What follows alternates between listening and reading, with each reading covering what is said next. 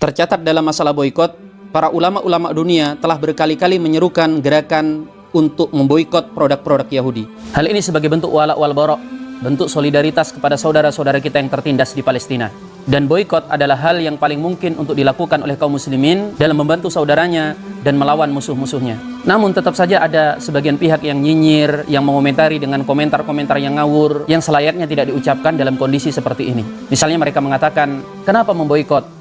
Mengapa pula mengharamkan sesuatu yang dihalalkan oleh Allah? Atau mereka mengatakan itu tidak ada gunanya, itu tidak akan berpengaruh kepada perusahaan-perusahaan Zionis Israel dan para pendukungnya. Bagaimana menjawabnya?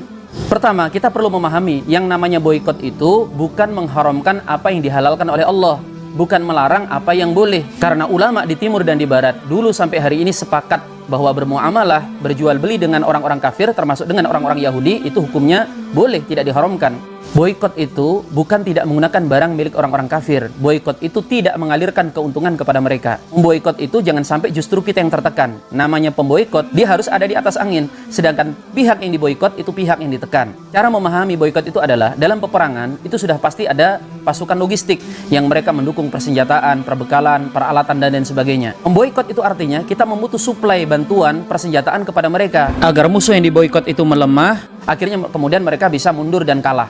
Nah, kita perlu tahu bahwa kekuatan Zionis Israel itu bukan pada persenjataan mereka, tapi kekuatan utama mereka adalah di pendanaan.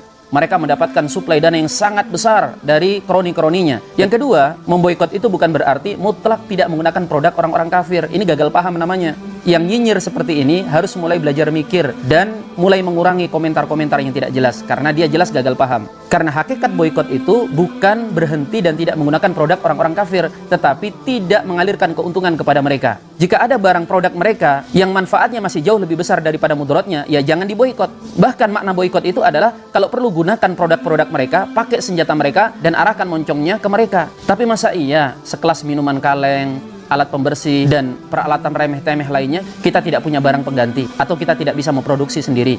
Yang ketiga, jika dikatakan bahwa boikot itu sama sekali tidak berimbas kepada mereka, ini tidak benar. Cobalah simak berita dengan baik. Kita akan saksikan begitu boikot dilakukan oleh kaum muslimin, itu Zionis teriak-teriak meminta bantuan kepada sekutu-sekutunya agar mereka disuplai dana lebih besar lagi. Begitu juga perusahaan-perusahaan pendukung Zionis Israel. Mereka begitu takut dengan yang namanya boikot. Mereka melakukan berbagai macam siasat agar boikot itu tidak berlangsung lama. Oke, katakan saja bahwa boikot itu tidak banyak manfaatnya, karena kita mungkin hanya memboikot setahun 2 tahun, sedangkan mereka mampu bertahan ketika diboikot itu sampai belasan bahkan puluhan tahun. Tetapi paling tidak adalah membuat agar para produsen-produsen yang mendukung Zionis Israel itu berpikir ulang, atau minimal malu-malu kalau mau mendukung Zionis Israel. Dan yang paling akhir, dengan kita memboikot, paling tidak kita menunjukkan loyalitas kita, keberpihakan kita, dan sebagai saksi bahwa kita turut membela saudara-saudara kita yang ada di Palestina.